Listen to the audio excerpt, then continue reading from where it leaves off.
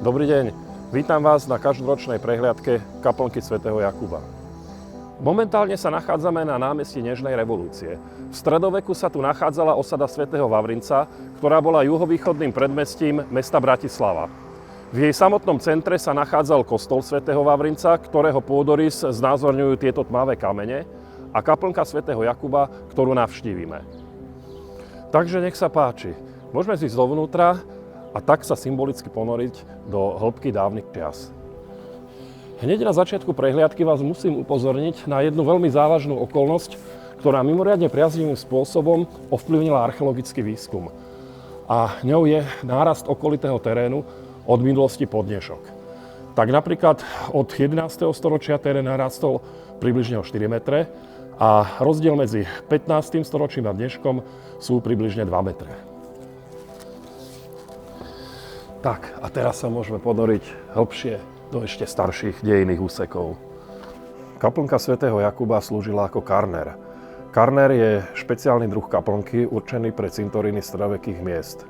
V stredovekých mestách cintoríny mali veľmi obmedzenú plochu a nebolo ich možné rozširovať. Preto po určitom čase sa zaplnili a pri výkope nového hrobu sa vždy narazilo na hrob starší, ktorý bolo treba zrušiť. A aby kosti zo staršieho hrobu boli pietne uložené, pod karnermi, pod kaplnkami sa nachádzali podzemné priestory na odkladanie kostí z porušených hrobov.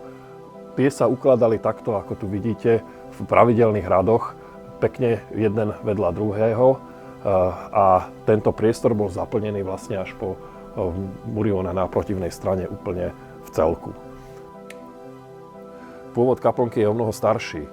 Jej najstaršia podoba bola vybudovaná okolo roku 1100 a predstavovala ju jednoduchá rotunda, teda kruhová stavba s kruhovým pôdorysom na východnej strane s polkruhovou apsidou. Toto bol zrejme aj pôvodne najstarší farský kostol osady svätého Vavrinca.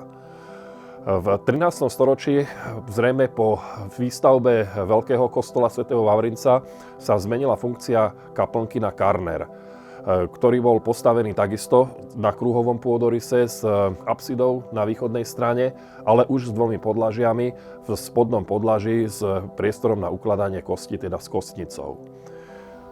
Nachádzame sa na úrovni poslednej, teda gotickej podoby kaplnky svätého Jakuba. Takto sa kaplnka zachovala pod zemou od roku 1529, kedy ju zbúrali v súvislosti s tureckými vojnami a s nebezpečenstvom obliehania mesta Bratislavy. Neskôr po zbúraní kaplnky sa rozšírilo pochovávanie aj na priestor nad ňou. Medzitým ten terén stúpol o toľko, že vlastne povolilo pochovávať aj na tomto mieste. A vlastne tie časté porušenia dlážok, ktoré tu vidíme, pochádzajú práve z výkopu hrobových jám. Na cintoríne sa pochovávalo až do 18. storočia, kedy Mária Terézia vydala príkaz uzavrieť cintoríny v intraviláne miest a presunúť pochovávanie do neobývaných častí. V tomto období vzniká napríklad aj Ondrejský cintorín. A ešte na záver. Kaplnka je súčasťou slovenskej vetvy Svätojakubskej cesty. Ďakujem vám za návštevu a dovidenia.